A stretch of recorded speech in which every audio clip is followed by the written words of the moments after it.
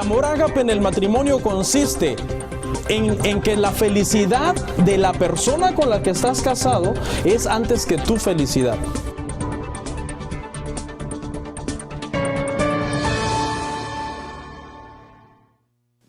Gloria a Dios.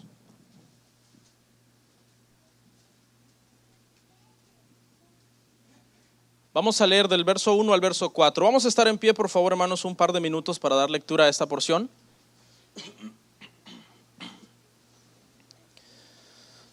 Dice la palabra del Señor, en el nombre del Padre, del Hijo y del Espíritu Santo. Dice: Señor, tú nos has sido refugio de generación en generación.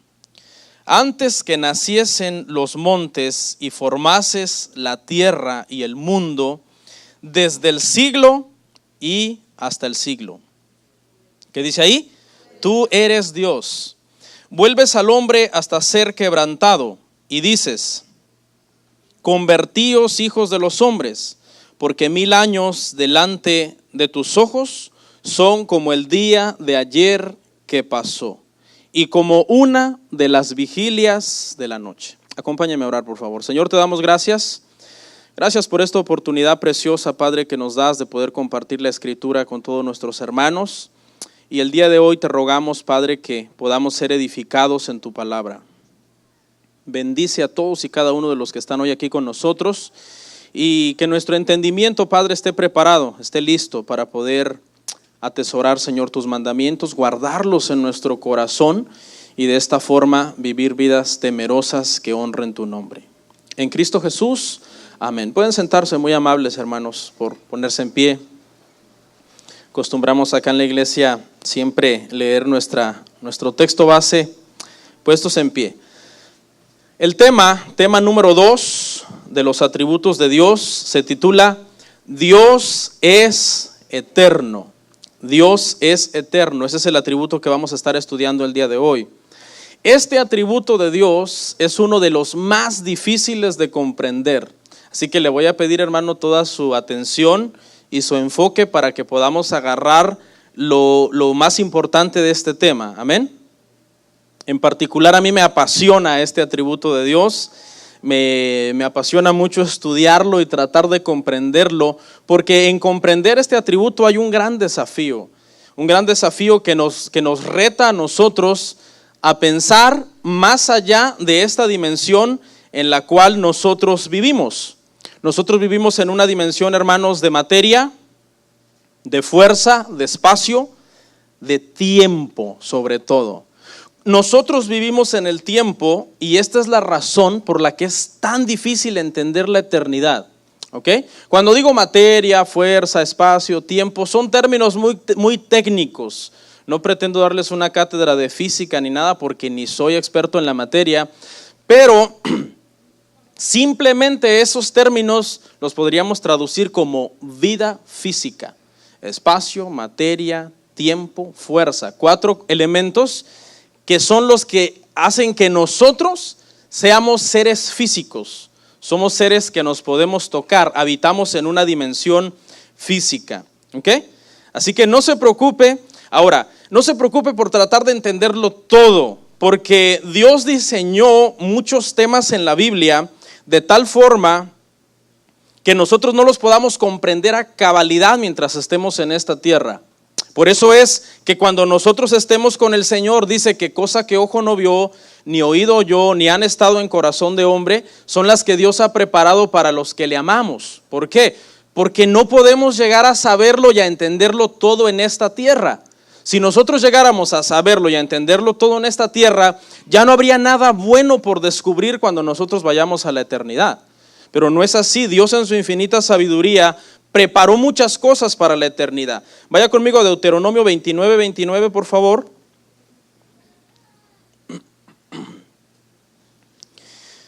Dice la palabra: las cosas secretas pertenecen a Jehová, nuestro Dios, mas las reveladas son para nosotros y ¿para quién? Y para nuestros hijos para siempre, para que cumplamos todas las palabras de esta ley. Las cosas reveladas, las que están escritas en la Biblia y que nosotros debemos de tener mucho cuidado para entenderlas correctamente, son para nosotros. Pero nuestra mente finita tiene un límite donde ya no alcanza a comprender otras cosas que simplemente son cosas que pertenecen a nuestro Dios. Pero claro que llegará el momento en que esas cosas, cuando nosotros estemos con Él, llegaremos a comprenderlas y llegaremos a entenderlas mejor. Así que, ¿cuál es nuestro trabajo con respecto a estos temas difíciles? Nuestro trabajo es tratar de entender y comprender lo más que nosotros podamos lo que está plasmado en la Escritura. Y de ahí en fuera, otros misterios que simplemente nuestra mente humana no alcanza a comprender, debemos de creerlos porque Dios lo dice.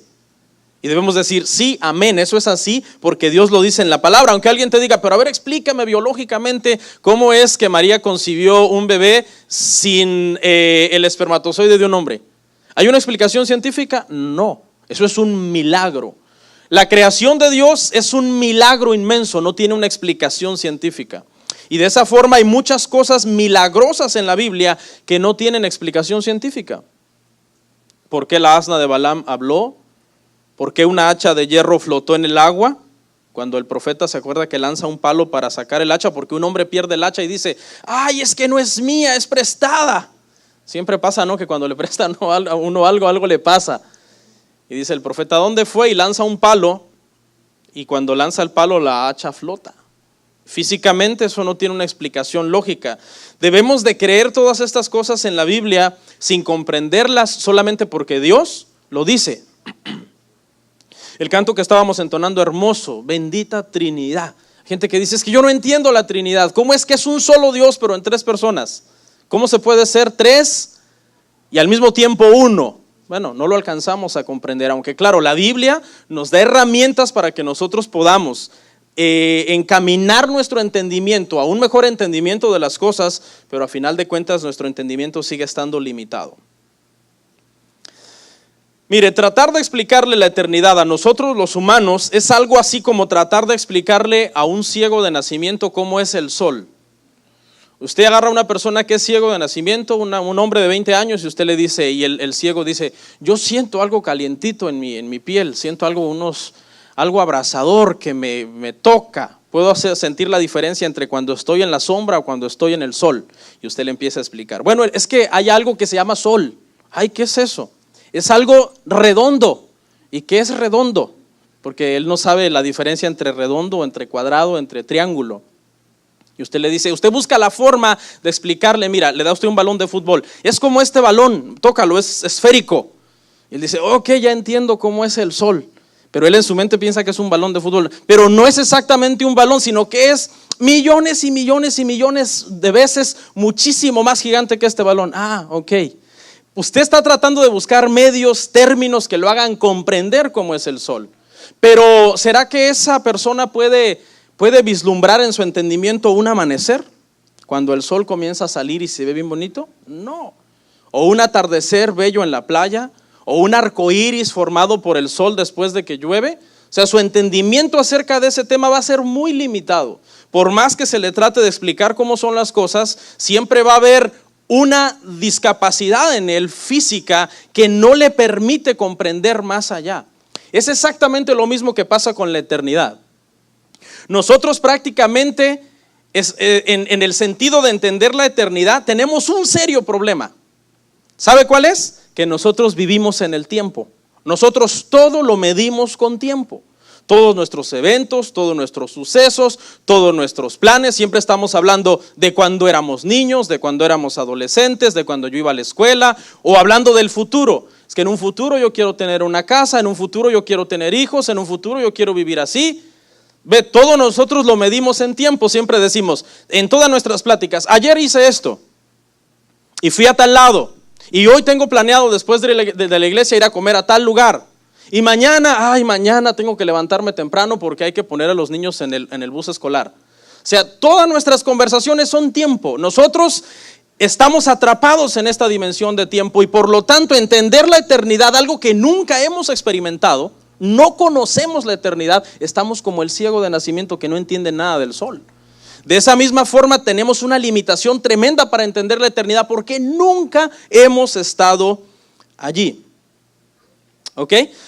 Este tema de la eternidad es un tema difícil y genera muchas preguntas. Por ejemplo, ¿qué es la eternidad? ¿Qué es la eternidad? Esta pregunta no tiene ninguna respuesta satisfactoria en esta tierra. Mientras nosotros estemos en esta tierra, nunca vamos a entender a plenitud qué es la eternidad. ¿Por qué es tan difícil entender la eternidad? Porque nosotros nunca hemos salido del tiempo. Nosotros estamos atrapados en el tiempo. Claro que un día vamos a salir. Usted un día va a salir de este reloj gigante donde usted está atrapado. Nosotros estamos, el universo, el sistema solar y todo el universo es como un reloj gigante. Mientras nosotros seamos físicos, o sea, tengamos carne, dése un pellizquito ahí, usted está atrapado en ese reloj. Y la única forma de escapar y de salir de ese reloj es muriéndose. Es la única forma de escaparse del tiempo para poder conocer qué es la eternidad. Pero, pues que yo sepa, ninguno de nosotros, ¿verdad?, ha muerto y ha resucitado. Solo Jesús. ¿Ok? Él es el que sabe perfectamente qué es la eternidad y cómo nosotros estamos aquí en la cuestión del tiempo. ¿Ok? Nosotros, hermano, la única forma de salir librados de esta vida es muertos. Nosotros estamos en un proceso de destrucción. El tiempo está haciendo un trabajo de destrucción en nosotros. Su materia, su cuerpo se está envejeciendo. Yo a veces me voy en el espejo y digo, ay Dios mío, ¿y ese lunar de canas?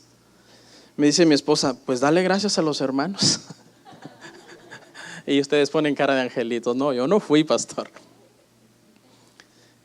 Yo de repente me veo y tengo unas patotas de gallo acá, hermano, unas arrugas acá, y me las aliso así, digo, pero si yo soy joven. O sea, el tiempo nos está destruyendo, el tiempo está haciendo su trabajo sobre nosotros.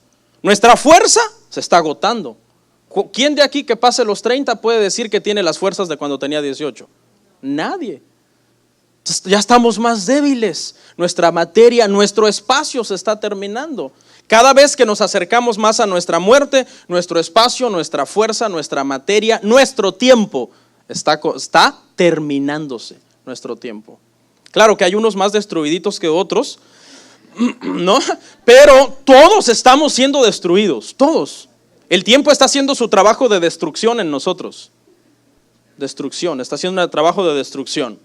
¿Qué es el tiempo, pastor? Fíjese que yo no soy un maestro en física, pero la Biblia nos habla mucho del tiempo. Precisamente porque estas son las pistas que Dios nos dejó en la Biblia para que nosotros pudiéramos tener una idea, no comprender a cabalidad, pero sí tener una idea que es la eternidad. El primer punto acerca del tiempo, hermano, es que el tiempo es algo creado. Eso es lo primero que usted debe de entender. El tiempo no es eterno. El tiempo, hubo un día que Dios le puso pila al reloj para que comenzara a funcionar. Pero antes ese reloj estaba estancado en el presente eterno, el ahora eterno. El tiempo fue creado por Dios. Génesis 1:1, por favor. Vamos a ver ahí. En el principio creó Dios los cielos y la tierra. En el principio, ¿qué había antes del principio? Eternidad. Eternidad. Y en esa eternidad ya estaba Dios. Dios es eterno. Dios habita fuera del tiempo. El tiempo no tiene ningún efecto sobre Dios. Dios no envejece. Dios no fue un día niño y luego fue adolescente y luego creció y llegó a ser adulto, o un día nació. No, a Dios no le afecta ni el pasado ni el futuro, porque Él vive en el ahora eterno, en el presente eterno. Yo le llamo el ahora eterno. Entonces, hubo un principio en que Dios activó el tiempo y el reloj comenzó su marcha. Algunos dicen que millones y millones de años, algunas iglesias cristianas que se apegan mucho a la ciencia. Yo sinceramente en mi postura soy firme, hermano, creyente de que la tierra es joven, de que el universo es joven, 10,000 años por mucho, en que Dios hizo todo, creó a Adán, creó a Eva y comenzó a echar a andar el reloj. Y en el principio, entonces Dios creó todo, pero Él no fue creado, Él ya existía, Él ya estaba. Por eso el salmo que leímos hace un rato dice que para Él es eterno. Este es un concepto un poco difícil de entender. Dios existe fuera del tiempo. Eso es algo que usted debe entender. El tiempo no tiene ningún efecto sobre Dios. La palabra de Dios dice que Él, ¿qué? Nunca cambia. Él es inmutable, que en Él no hay ninguna sombra de variación. Nosotros sí, porque somos físicos y el tiempo nos afecta terriblemente hasta el momento en que ese mismo tiempo acabe destruyéndonos. Dijimos entonces que el tiempo fue creado. Dios existe fuera del tiempo. Vaya conmigo a Génesis 1:14 para que afirmemos un poco la cuestión de que el universo es como un reloj gigante creado por Dios, que antes no existía el tiempo, sino que Dios echó a andar el tiempo al crearlo.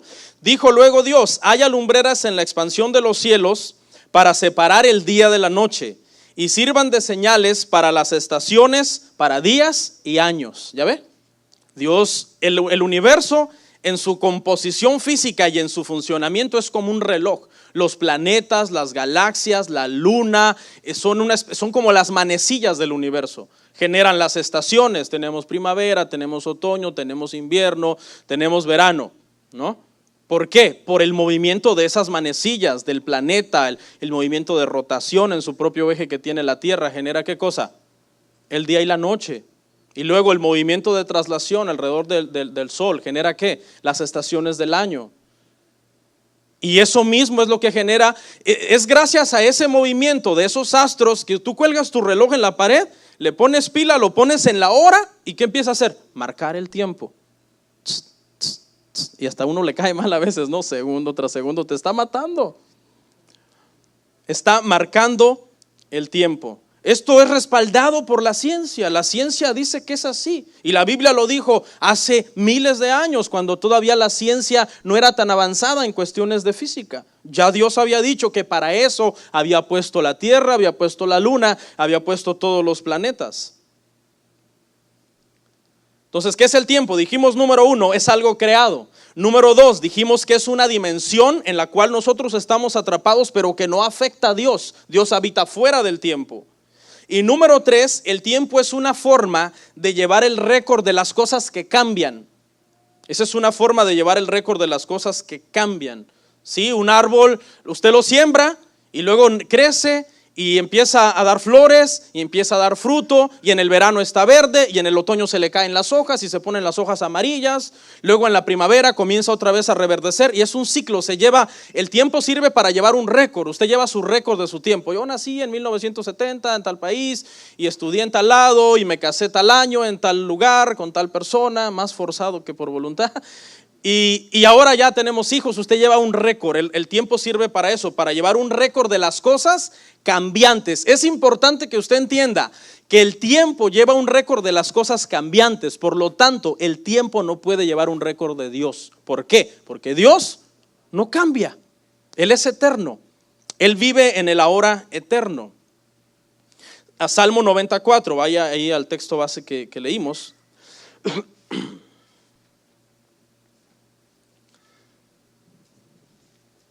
Dice: porque 1000 años delante de tus ojos son como el día de ayer que pasó y como una de las vigilias de la noche. O sea que 1000 años para Dios, 1000 años de historia humana para Dios no es nada, porque Dios puede, Él está en la eternidad y esos 1000 años no le afectan a Él. Ese récord es para la humanidad, pero no es un récord que le afecte a Dios directamente. Él vive fuera del tiempo. Oí algo jocoso por ahí con respecto al tiempo. Dice que un hombre una vez le dijo a Dios, dijo: Señor, si para ti 1000 años es como un día, ¿cuánto es para ti $1,000,000? Y Dios le dijo: bueno, para mí 1000 años es como un día y $1,000,000 es como un centavo. Entonces el hombre muy inteligente le dijo a Dios: Señor, ¿me das un centavo? Y Dios le dijo: espérame un día.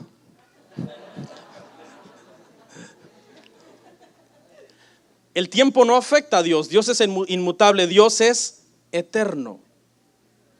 Ahora vamos a contestar aquí una pregunta. Ok, ya ubicamos a Dios fuera del tiempo, lo ubicamos a Dios en la eternidad.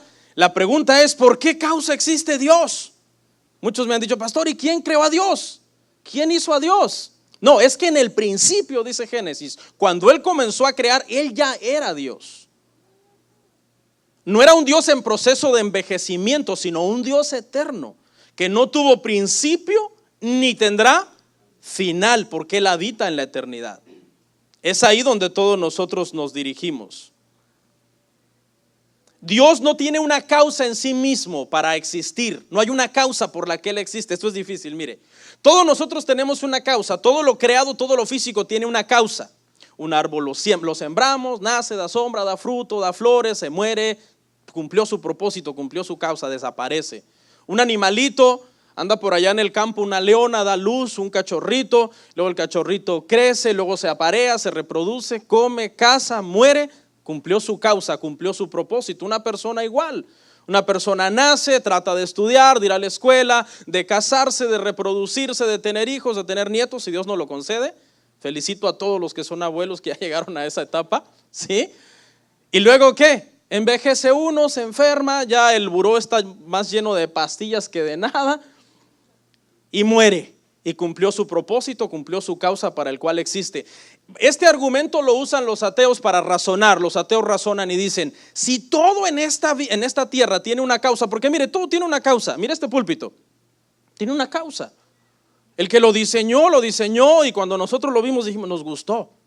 ¿Y para qué sirve? Para poner la Biblia, para poner el agua, la silla, la carpeta, todo tiene una causa. Esos ventiladores que están dando vuelta, las pantallas, la puerta sirve para entrar y luego usted sale y cruza por el pequeño concreto que hay ahí, tiene una causa para que usted camine en el concreto, se sube al carro, el carro tiene una puerta, la puerta es para que usted entre, para que usted salga, pone el aire acondicionado, o sea, nada existe nada más por azar, como boom, como dice el Big Bang, todo explotó y apareció de la nada, ordenado y sin caos. No. Los ateos dicen y razonan, si todo tiene una causa, ¿cuál es la causa de Dios? Ahora le voy a explicar por qué Dios no tiene una causa ni un propósito en sí mismo. Ahora, no malentienda que Dios no tiene una causa o un propósito con su creación, porque si no estamos hablando de un Dios desordenado que hizo todo y lo dejó todo desordenado. No, lo que estoy tratando de explicarle es que nadie creó a Dios. Si Dios tuviera una causa o un propósito en sí mismo, entonces estamos hablando de que habría alguien más grande que Dios que lo hizo a Él y lo creó a Él con una causa y con un propósito. Dios es completo en sí mismo, Él es perfecto en sí mismo. Todos los atributos de perfección están sobre Él. Él no necesita ninguna causa de decir Dios se levanta hoy, ay, siento que no tengo propósito, voy a leer el libro de una vida con propósito. No, Dios es perfecto en sí mismo, hermanos. No tiene causa, no tiene razón de ser. Y este concepto usted no lo va a entender hasta que usted no salga de ese cuerpo donde usted está atrapado. Dios es eterno. ¿Qué significa que Dios es eterno? La palabra eternidad es perpetuidad, sin principio, sin fin. Vaya conmigo al Salmo 92.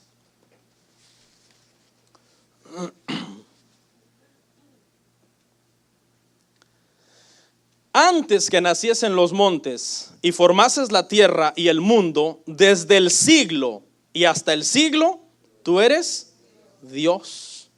Antes que lo físico, los montes son físicos, la tierra es algo físico. Antes que entrara en existencia lo físico, lo palpable, Él es Dios, dice, y hasta el siglo tú eres Dios. Es clara la Biblia. La Biblia nos habla de que nosotros tenemos un Dios eterno. Dios es eterno, Él habita en la eternidad. Nosotros estamos camino para allá.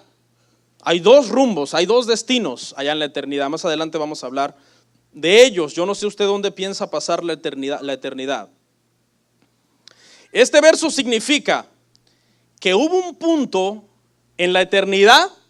La eternidad es como una línea que se extiende hacia el principio, pero sin límite, sin fin, no tiene fin. Y luego es una línea que se extiende hacia el futuro, pero sin fin. Son líneas eternas. Pero hubo un momento ahí en la eternidad donde hubo un punto de principio, donde Dios comenzó a crear lo eterno y colocó ahí una especie de timeline a través de la cual nosotros ahora estamos encasillados en esa línea de tiempo. Pero esa línea de tiempo terminará, todo volverá a la eternidad y seguiremos el curso eterno de las cosas. Eso es lo que significa que Dios es eterno. Compréndalo. Nos explotan las neuronas, hermano, que andan por ahí, 2, 3 andan por ahí platicando. Una neurona está pensando en el trabajo. Ay, aquí el trabajo. La otra, ay, tengo hambre. Y la otra, pues ahí quebrándose la cabeza, ¿qué es la eternidad, pastor?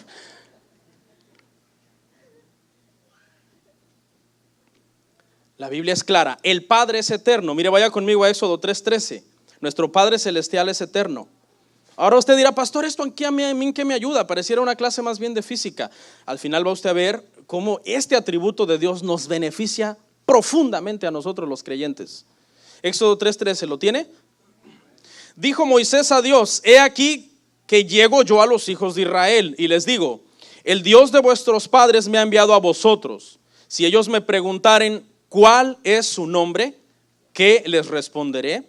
Y respondió Dios a Moisés: yo soy el que soy. Y dijo: así dirás a los hijos de Israel: yo soy el que soy, me envió a vosotros. ¿Usted conoce la historia? Pobre Moisés por allá en Madián, pastoreando las ovejas de Jetro su suegro. Y Dios le aparece en la montaña, una zarza que no se consumía. Y dice Moisés: yo iré a ver esa gran visión. Y va Moisés y Dios le dice: quítate las chanclas de los pies porque estás pisando tierra santa. Y le empieza a dar instrucciones y lo manda, y Moisés no quiere ir. Moisés tiene mucho miedo. Está a punto de irse a enfrentar con el hombre más poderoso de toda la tierra, y su misión es decirle: me habló Dios y me dijo que dejes ir a su pueblo. Y pensó Moisés y dijo: no, pues los israelitas me van a decir, a ver, ¿y quién te envió? Y este es el nombre que Dios le revela a Moisés. Ahí está en las pantallas, es el famosísimo tetragramatón: Yod, Heb, Bab, Heb. Leído no de derecha a izquierda como leemos nosotros los occidentales, sino leído como leemos nosotros leemos de izquierda a derecha, sino leído de derecha a izquierda, al revés. O sea que aquí usted primero tiene que leer la comita. No puede usted empezar a leer primero la primera letra, sino la comita que está arriba colgando es la primera que usted tiene que leer. Es un yod, son palabras hebreas. Luego sigue un heb, luego en medio la que parece una L al revés es un bab, y luego se repite otro heb. Esas son las 4 letras con las que Dios se le revela a Moisés. Y el significado de estas 4 letras es increíble, porque significa yo soy. Dios revela en su mismo nombre, le revela a Moisés y le está diciendo: yo soy eterno. Ve a decirles a Israel que el que es, no el que llegó a ser un día, no el que no existía y un día llegó a ser, sino el que es, no el que un día dejará de ser o morirá o desaparecerá, sino el que es, el que habita en la eternidad y que es hoy, mañana y siempre, te envió para que sea mi pueblo liberado. Dios le revela su nombre a Moisés y le revela también su eternidad. Y con este nombre eterno también le revela que Dios es fiel a sus promesas. ¿Por qué le dice: yo soy el Dios de Abraham? En versículos anteriores: yo soy el Dios de Isaac, yo soy el Dios de Jacob. Y Él les había hecho una promesa a ellos, porque Dios sabía que en el tiempo en el cual ellos estaban atrapados, en el timeline de tiempo, ellos iban a ser esclavos de Egipto. Pero Dios estaba recordando sus promesas y les estaba diciendo: pero yo soy. O sea, yo no he cambiado. Yo, el que les prometí, esa promesa yo se las voy a cumplir. Es exactamente lo mismo que nosotros como creyentes debemos de abrazar. ¿Quién nos ha prometido la eternidad? El yo soy, el eterno. ¿Será que nos va a fallar? No, Él nos va a cumplir. Nosotros estaremos en la eternidad con Él. Eso júrelo, se podría decir entre comillas. ¿Sí? Vamos a estar con Él en la eternidad. El Padre es eterno. Pastor, ¿y qué me dice de Jesús? Jesús nació, tuvo un principio, fue engendrado. Bueno, le quiero decir que el Hijo también es eterno. Vamos a Juan 1, del 1 al 3.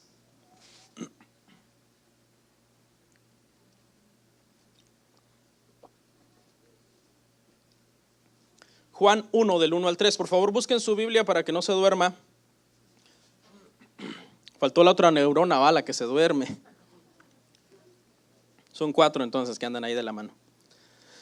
Juan 1, del 1 al 3. En el principio era el verbo, y el verbo era con Dios, y el verbo era Dios. Este era en el principio con Dios. Todas las cosas por Él fueron hechas, y sin Él nada de lo que ha sido hecho fue hecho. ¿Se acuerdan cuando vimos la serie que se llamó Jesús en los Evangelios? Aprendimos algo muy interesante acerca de las genealogías de Jesús. La primera genealogía, la genealogía de Mateo. ¿Por qué Mateo tiene genealogía? Tiene genealogía porque es un evangelio dirigido a los judíos. Los judíos rechazan a Jesús porque ellos dicen: nosotros somos hijos de Abraham. Entonces Mateo viene y remonta su genealogía hasta Abraham, y Mateo le dice a los judíos: Jesús es descendiente de Abraham por la promesa. Para que los judíos puedan entender que ahora estaban frente al Mesías prometido a los judíos. Y luego viene en Marcos la genealogía. Pastor, ¿cuál? No hay. ¿Por qué? ¿Por qué no hay? Porque Marcos es un evangelio dirigido a los romanos. Los romanos es el imperio en turno, ellos son señores. Marcos presenta a Jesús a los romanos como el esclavo de Dios, el siervo sufriente de Dios. Por lo tanto, a los romanos no les interesa la genealogía de un esclavo. Ellos no les interesa. Entonces Marcos la omite. No hay genealogía en él, porque si les comenzaba a hablar de la genealogía de Jesús, a mí no me interesa. Si me lo estás presentando como esclavo, como siervo, no me vengas a hablar de quién él es descendiente. Y luego viene la de Lucas, un evangelio dirigido a los griegos. Y como es dirigido a los griegos son en esos tiempos el gentil por excelencia, que representa a todas las demás naciones fuera de Israel. O sea, todos los gentiles eran descendientes de Adán. Entonces lo que hace Lucas es que remonta la genealogía de Jesús hasta Adán. Dice: Jesús era hijo de Adán, y Adán era hijo de Dios directamente, creado directamente por Dios. Adán no tuvo padre, no tuvo madre, fue creado directamente por Dios. Y luego viene la más excelente de todas las genealogías, que es la de Juan. Pastor, ¿cuál? Si no hay. Sí hay, la acabamos de leer. Juan 1 del 1 al 3 es la genealogía de Jesús. Es una genealogía que no remonta a Jesús a que es hijo de María, o que es hijo de José, o que es hijo de David, o que es hijo de Abraham, o que es descendiente de Adán. No, se va hasta la eternidad. Y él dice: allá en la eternidad, cuando Dios comenzó a crear todo, el Hijo estaba con él. El Hijo no fue creado, sino que ya estaba con él, creando y ordenando todo el universo. Jesús es eterno. Jesús mismo lo dijo en la palabra. Vaya conmigo a Juan 8:58. Quizás no lo dijo específicamente, pero vamos a deducir acá. Mire lo que Jesús dice.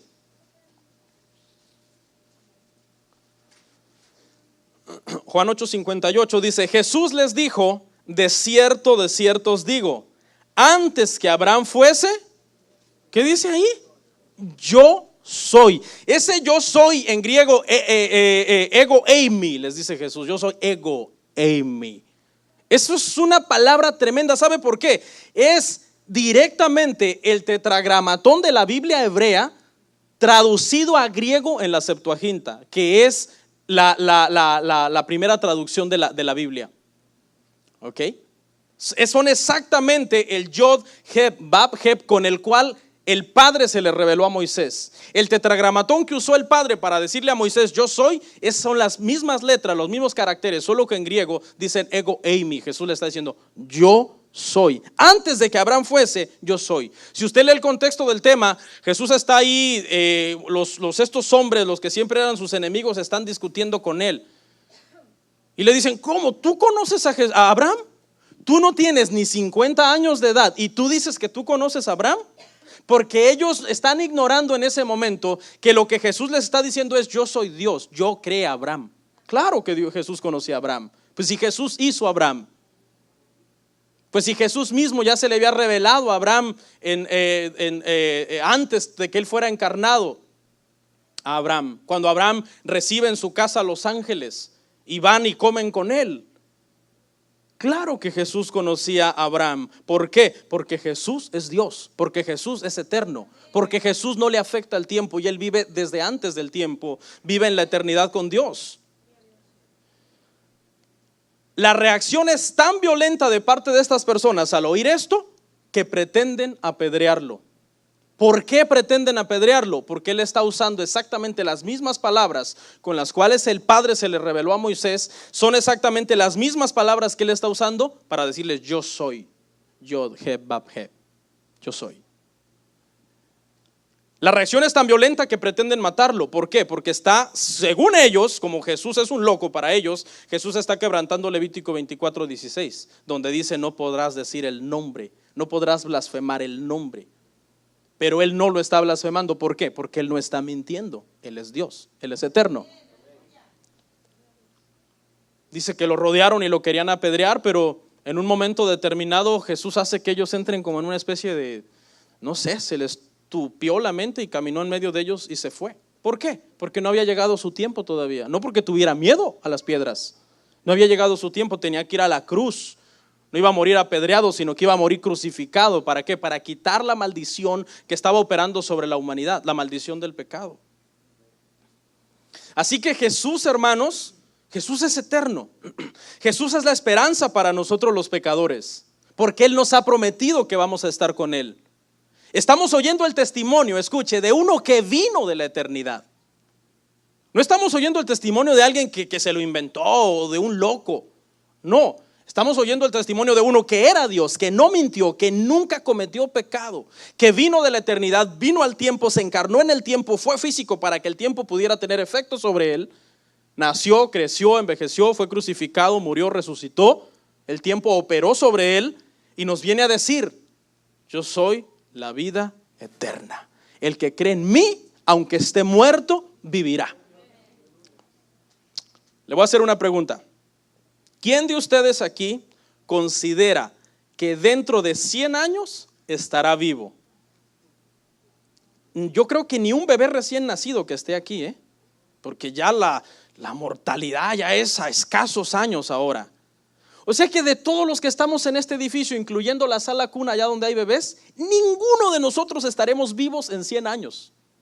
Todos estaremos muertos en el cuerpo.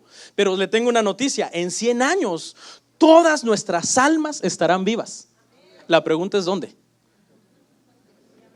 Esa es la pregunta. ¿Dónde estará tu alma en 100 años? ¿Estará con Dios en la eternidad? ¿O les menciono el otro lugar? ¿Cómo estás viviendo tu vida? Porque una cosa es segura, de que en 100 años vas a estar muerto, eso es seguro. Yo lo puedo firmar en un papel. A menos que por ahí en la sala cuna tengamos un niño, ¿no?, que va a vivir 102 años, ya bien viejito. Pero los que estamos aquí. Ahora, pregunta: ¿quién de ustedes en 100 años será recordado? ¿Será recordado que los comentaristas deportivos en la televisión digan, o quién sabe qué irá a existir en 100 años? No, ya ni televisión, no sé, algo como algo virtual que va a aparecer de repente así. Recordamos, van a decir, voy a usar al hermano Saturnino. A Saturnino, un gran basquetbolista del año 2016, llegó a ser casi como Michael Jordan. O alguno de ustedes recordamos a X o Y porque fue un gran empresario, un hombre multimillonario que influyó en el mundo, hizo hospitales y hizo tantas obras que será recordado como la Madre Teresa de Calcuta o Gandhi, como grandes filósofos, filántropos. O alguno de ustedes quizás un genio, por aquí tenemos algún genio que quizás inventa algo, ¿no? Y recordamos a fulano de tal que trajo este invento a la sociedad y ayudó a muchos problemas que la sociedad tenía. Yo creo que al paso que vamos, hermano, como que no nos va a acordar, ni no sé, creo que nadie se va a acordar de nosotros, hermano. Porque en 100 años quizás usted tenga ya la descendencia que viva de usted serán sus ¿qué? Sus tataranietos quizás, que estarán en la plenitud de su adultez. Sinceramente, yo no recuerdo yo tengo recuerdos solamente de 2 bisabuelitas. Y las recuerdo que eran bravas, le pegaban a uno. Ese es el recuerdo que tengo de mis abuelitas. ¿Cómo te irán a recordar tus tataranietos en 100 años? O quizás ni nos queremos acordar de ese viejo, de esa señora. Ahora pregunta: si en 100 años todos estaremos muertos y en 100 años nadie nos recordará porque fuimos unos tremendas eminencias, ¿no creen, hermanos, que es mejor vivir para la eternidad que vivir para tener éxito en esta tierra? O sea, analicemos la lógica. Yo me esfuerzo por hacerlo todo en esta tierra, por prosperar en esta tierra, por ser inteligente en esta tierra, rico en esta tierra, estudiado en esta tierra. ¿Y quién te recordará en 100 años? Pero una garantía sí tenemos, que en 100 años tu alma estará con Dios. Y que si tú has vivido en esta tierra para honrar a Dios, Dios te recordará por la eternidad, porque por la eternidad tú estarás con Él. También el Espíritu Santo es eterno. Génesis 1 del 1 al 2.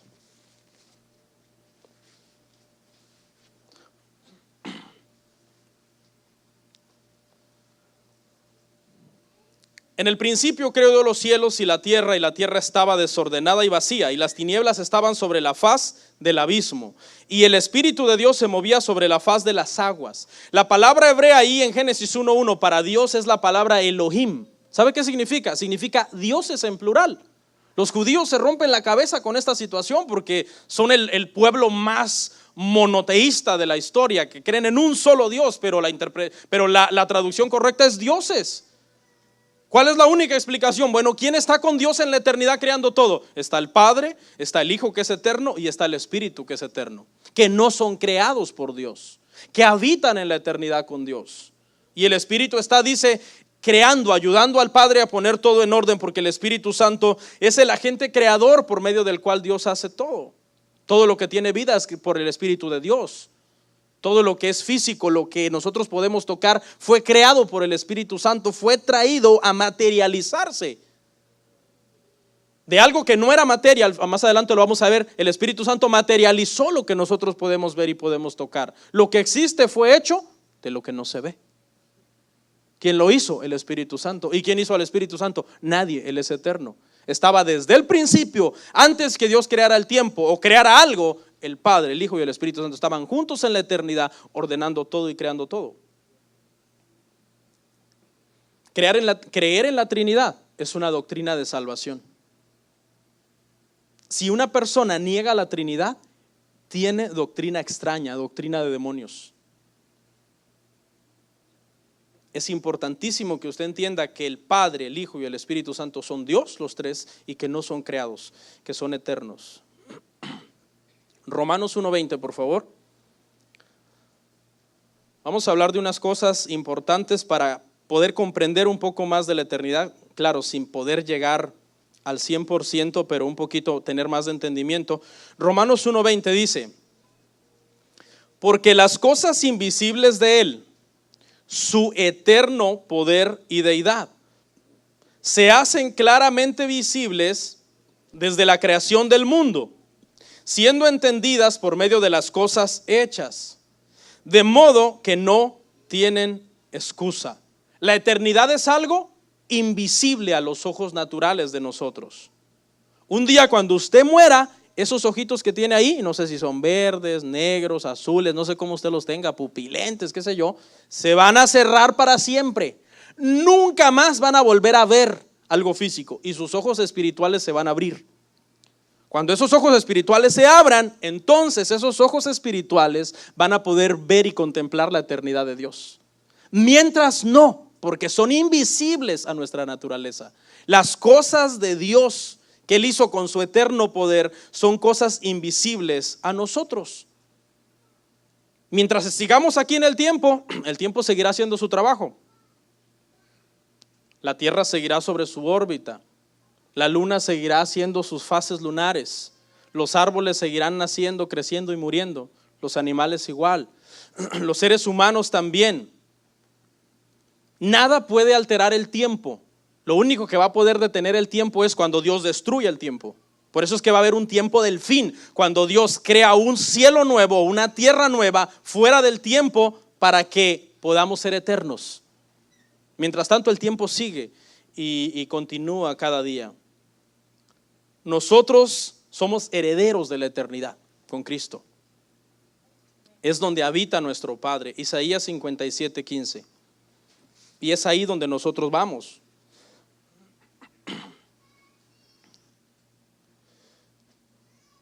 Dice Isaías 57:15, hermanos.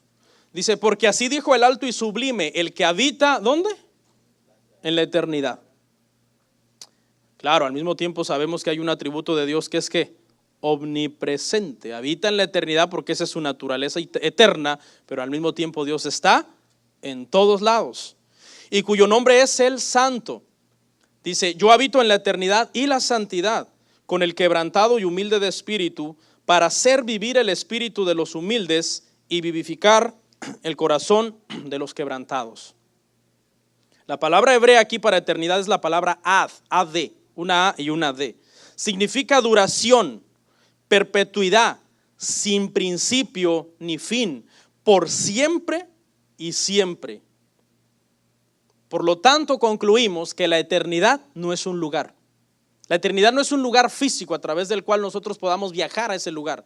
Que alguien diga, no, pues se va a inventar una nave que va a viajar a la velocidad de la luz y en 20 años vamos a llegar a la eternidad. No, no es un lugar físico al cual se pueda ir físicamente, es una dimensión. Tenemos que escapar de esta dimensión por medio de la muerte.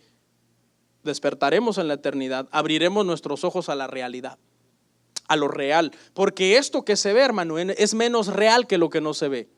Lo que no se ve es lo más real. Dios nos ha prometido vida eterna también a nosotros. Juan, por favor, 6:47. Vamos a buena hora.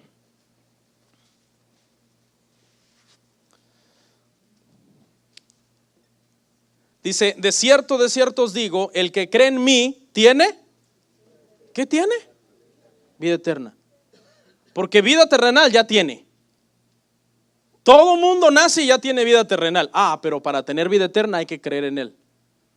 Porque Él es la vida. ¿Quién está diciendo esto? Jesús. ¿Podemos confiar que es verdad? Sí, porque Él no miente. Vea cómo lo entendió Pedro. Juan 6:68, por favor, hermanos, allá adelantito.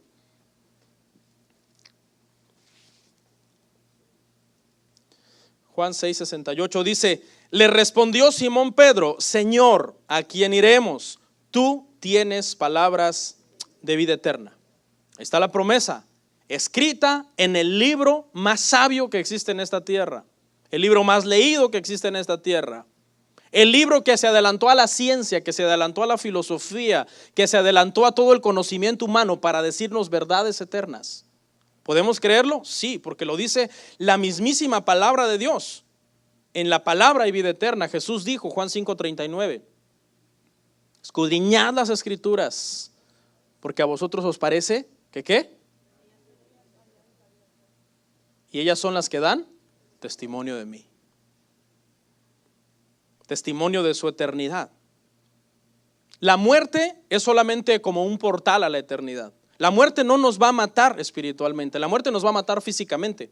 Cuando nos mate, se abrirá la ventana y será el portal por el cual nosotros cruzaremos hacia la eternidad. ¿Dónde la piensas pasar?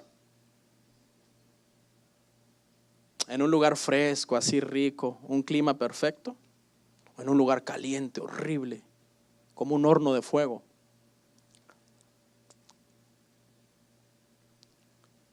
Dios nos ha dado pruebas sobre la eternidad, hermano. Mire, la creación es una de ellas.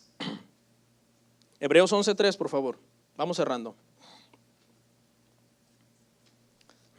¿Cuáles son las pruebas que Dios nos ha dado sobre la eternidad? Bueno, en primer lugar, Él nos habla de la eternidad en su palabra. Mira, aquí en Hebreos, hermano, 11:3 dice, por la fe entendemos haber sido constituido el universo por la palabra de Dios, de modo que lo que se ve fue hecho, ¿de qué? De lo que no se veía. Explíqueme eso. O sea, el Espíritu en la eternidad trajo al tiempo cosas inmateriales y fueron materializadas para que nosotros pudiéramos estar en esta dimensión de tiempo. Tiempo, espacio, fuerza, materia, que son las 4 leyes que rigen el universo. ¿Sabe usted esas 4 leyes dónde están? Están en Génesis 1:1. Mire, en el principio, tiempo. Dios, fuerza. ¿Ok? En el principio Dios, fuerza, creó, porque dice Dios creó, esa es la fuerza. En el principio tiempo Dios creó fuerza. ¿Qué creó? Los cielos, espacio, y la tierra, materia. Esas 4 leyes que rigen el universo están en Génesis 1:1. De lo que no se veía, Dios vino y materializó todo lo que hoy se ve. Todo esto será destruido, desaparecerá. En el nuevo cielo, la nueva tierra donde habitaremos, ya nada podrá ser destruido. El tiempo, fíjese, una prueba de que la eternidad existe es la creación. Todo lo que usted ve da testimonio que existe la eternidad. Por ejemplo, esta bocinita acá. Esta bocinita es un testimonio que existe la eternidad. Pastor, ¿cómo? Explíqueme. Sí, porque es algo que yo puedo tocar, es algo físico. Y es algo que fue traído a existencia de lo que no se veía. Todo lo que usted ve, lo que toca, es un testimonio. La creación da testimonio. Cuando usted ve algo, un árbol, lo que sea. Ok, este árbol tuvo un principio. Eso significa que hay existe en el tiempo. Y hay algo que es contrario al tiempo, que es eternidad. ¿De dónde vino entonces este árbol? Vino de la eternidad. Usted es un testimonio de la eternidad. Cualquier cosa que usted pueda agarrar en sus manos, esta servilleta, cualquier cosa física que usted pueda tocar, está dando testimonio de la eternidad. Fue creado de lo invisible y traído a existencia a lo físico. El tiempo es otro testimonio. ¿Okay? Génesis 1:1, ya lo leímos. En el principio creó Dios los cielos y la tierra. ¿Cómo sabemos que existe la eternidad? Bueno, por el tiempo. ¿Qué es lo contrario de tiempo? Eternidad. ¿Usted se imagina que de repente pudiéramos entrar mientras estamos vivos en la eternidad? ¿Sería bueno, sí o no?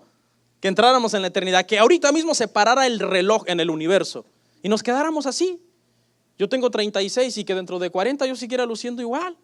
Y dentro de 100 igual. Me quedé en 36 ahí. ¿Se imagina? No se puede. Mientras estemos acá el reloj sigue. Pero así va a ser la eternidad. Va a ser algo lindo porque vamos a lucir bien y bien por siempre. No nada más bien con maquillaje y todo, sino todos los días. Y las hermanas se van a ver jóvenes y van a decir, wow, qué bonita es la eternidad, gracias Señor. Entonces el tiempo, la creación, dan testimonio de que existe lo eterno. Pero escuche, este me gustó, el tercero. Me gustó mucho cuando estaba preparando este sermón. El tercero es que nuestro corazón lo sabe.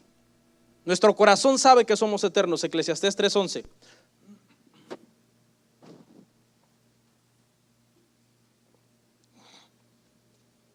Dice, todo lo hizo hermoso en su tiempo. Y luego, y ha puesto eternidad en el corazón de ellos. Dice, sin que alcance el hombre a entender la obra que ha hecho Dios desde el principio hasta el fin. Aquí está la respuesta. Es por eso que nosotros no entendemos la eternidad, porque somos humanos. Mente finita, la mente de Dios es infinita. Nuestros pensamientos son limitados, los pensamientos de Dios son más altos. Nuestros caminos son bajos, los caminos de Dios son más altos. Isaías 55:11. Esta es la razón por la que el ser humano sabe que algo hay más allá después de la vida. Esta es la razón por la que nos cuesta enterrar a nuestros muertos. Llega la hora de enterrar a la persona y dice, no, pero es que no lo creo, no la eché en tierra. ¿Por qué? Porque el corazón dentro de ti te está diciendo, es que hay algo más allá, hay algo eterno más allá. Esta es la razón por la que no aceptamos que un día vamos a morir. ¿Quién de ustedes acepta que un día va a morir? Y está contento, ya compró el cajón y las flores y todo. No, yo no me quiero morir. ¿Por qué? Mi corazón dentro de mí me dice es que no es posible, tú fuiste creado para la eternidad. Sí, pero como fui puesto en un cuerpo físico, me tengo que morir. Porque estoy atrapado en una dimensión que me está destruyendo, que me está llevando a la muerte. La muerte no lo es todo. La muerte es el camino a la eternidad. Todas las almas somos eternos, espíritu, alma y cuerpo, somos tres. El cuerpo se queda acá. El espíritu se va con Dios. El alma ya depende de usted.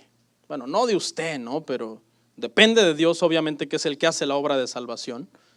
Pero no sé qué hay en su corazón. Estamos camino a la eternidad, hermanos. Todos. Nuestra última cita de esta noche, 2 de Corintios de esta tarde, 4, 16 al 18. 2 de Corintios 4 del 16 al 18. ¿Lo tiene? Por tanto, no desmayamos, antes aunque nuestro hombre exterior se va, ¿qué? Desgastando. Por eso, hermanas, el Botox sí sirve, pero no exageren. O sea, no es un milagro que ya tengo 30 y con Botox voy a subir de 25. No. ¿Por qué? La naturaleza en la cual tú habitas es desgastarte. Pero ¿qué pasa? El interior, no obstante, se renueva de día en día, porque esta leve tribulación momentánea produce en nosotros un cada vez más excelente y eterno. Eterno, esa palabra márquela ahí. Peso de gloria. Mientras que nuestro cuerpo fue puesto para desgastarse aquí, nuestro carácter cristiano tiene que ser perfeccionado en nosotros, porque lo que viene es eterno. ¿Lo alcanza a ver? Dice, porque esta leve tribulación momentánea produce en nosotros un cada vez más excelente y eterno peso de gloria. Ahora fíjese aquí, no mirando nosotros las cosas que se ven. Es imposible no mirar lo que se ve. Está hablando en sentido espiritual. Uno ve lo que se ve. Yo lo veo a usted, veo la tele, veo todo. Pero se refiere a una mirada de fe. Escuche, sino las que no se ven. ¿Usted ve a Dios? No. ¿Usted ve su fe? No. ¿Usted puede ver la eternidad? No. ¿Usted puede ver todos los privilegios que va a tener cuando esté con Dios? No. Físicamente no los puede ver. ¿Cómo los tiene que ver? Por la fe. Porque es por la fe que los patriarcas esperaron la venida de Jesús. ¿Y vino Jesús? Sí vino.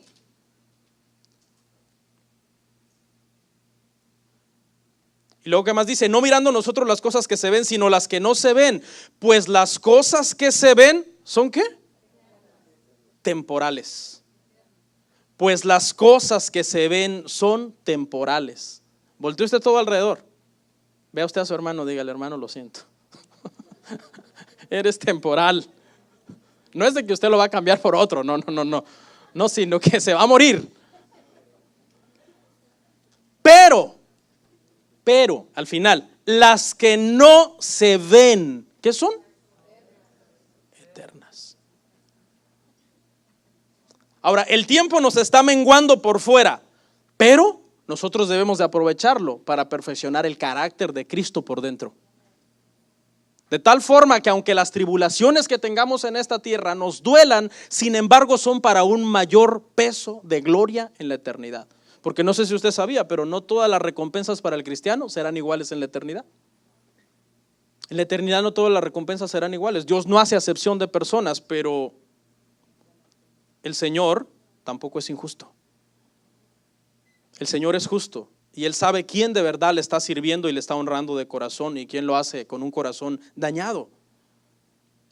El carácter de Cristo se debe de renovar día con día en nosotros. Allá afuera vemos un montón de gente, hermano, que todo lo basan en esta dimensión de tiempo. Y una de las razones por las que a la gente le cuesta tanto entender la eternidad o creer más en la eternidad, hay gente que todavía duda y dice, yo soy cristiano, pero si me muero, quién sabe, y qué tal si me mintió el pastor. Y ya era todo, ya no voy a despertar a ningún lado, ¿no? Ya se acabó. No, es que usted va a despertar a la eternidad no porque yo lo diga, sino porque la palabra lo dice. Te va a pasar a la eternidad. No es mi evangelio, es el evangelio de Jesús. Pero ¿sabe también por qué? Porque la gente anda muy conectada a la carne. Porque la carne, ¿de dónde es, hermano? Es de la tierra. ¿De dónde fuimos tomados? Del polvo. Y al polvo volveremos. Entonces, cuando la gente no anda en el Espíritu, como dice Romanos 8:1, que andemos en el Espíritu, la gente empieza a dudar de la eternidad. Pero le voy a dar 2 herramientas que lo van a hacer a usted, hermano, poner su mirada en la eternidad. Una es la oración. La oración es algo que a ti, cuando te postras a orar de corazón, te desconecta de lo terrenal y te conecta a lo eterno. Es como un ancla, es como un hilo cuando tú estás orando y tú tiras como un ancla. ¿Cuántos saben qué es un ancla? De esas con las que anclan los barcos, para que no se vayan. La oración es como un ancla que la tiras y tiene el poder de viajar en el tiempo, atravesar dimensiones, llegar a la eternidad y anclarte en la eternidad. Y tú empiezas a ver todo desde esa perspectiva. Tú dices, bueno, es temporal. Acá estoy sufriendo, acá tuve un problema, Dios está conmigo, todo va a estar bien, no dejaré de alabar a Dios porque estoy en problemas. Estás anclado a la eternidad. Siempre estás pensando en eso, en la vida eterna, en lo que está por venir. Y otro es la palabra. Cuando tú oras y cuando tú lees la palabra también, porque la palabra, dijo Jesús, las palabras que yo os hablo son ¿qué? Son espíritu y son vida. Entonces cuando tú lees la palabra, tú te empiezas a desconectar. Cuando tú oras, te desconectas de lo terrenal y te empiezas a conectar a lo eterno. Y entonces comienzas a vivir la vida eterna antes de recibirla. Porque aquí es como si tú ya la tuvieras y comienzas a caminar como un verdadero hijo de Dios. No cometa el error que mucha gente se olvida de la eternidad y piensan que todo es aquí. No, aquí yo voy a hacer todo porque todo es aquí. No, señores, no todo es aquí. Le voy a mencionar a alguna gente que pensó que todo era aquí. Marilyn Monroe, considerada el más grande símbolo sexual de todos los tiempos, murió de una sobredosis, sola, abandonada y triste, deprimida. Una mujer que millones la desearon en sus tiempos, en los 60s, y a través de la historia se ha vuelto un ícono, el de los 60s para acá, un ícono. Pensó que todo era acá y perdió lo más precioso, la eternidad. Michael Jackson, ¿cuántos se acuerdan de Michael Jackson? El rey del pop, aclamado por millones. considerado uno de los hombres más talentosos y mejores cantantes de la historia. Millones le aplaudían, millones lo imitan todavía, sus bailes, sus canciones. ¿Sabe cómo murió? Solo en su casa, abandonado. Nadie estaba ahí con él el día que murió. Robin Williams, ¿se acuerdan de él? Considerado uno de los hombres más ocurrentes y uno de los cómicos más ingeniosos en sus parodias o en sus actos de comedia. Hacía reír a millones. Millones se reían con lo que él decía, pero ¿sabe qué? La depresión lo llevó a agarrar un cinturón, según el informe policíaco, y a colgarse con su propio cinturón. Hacía reír a millones, pero la depresión lo mató de tristeza a él. No todo es acá, hermanos. ¿De qué sirve que nosotros demos todo acá para éxito personal, para ser aplaudidos, para ser reconocidos, para ser admirados, si seremos olvidados por la eternidad por Dios? No trates de hacerte grande aquí en lo temporal. Trabaja aquí en lo temporal el tiempo que Dios te permita, pensando en lo eterno, pensando que hay una eternidad con Dios que Él nos ha prometido y que Él la cumplirá, porque Él mismo es eterno. Amén.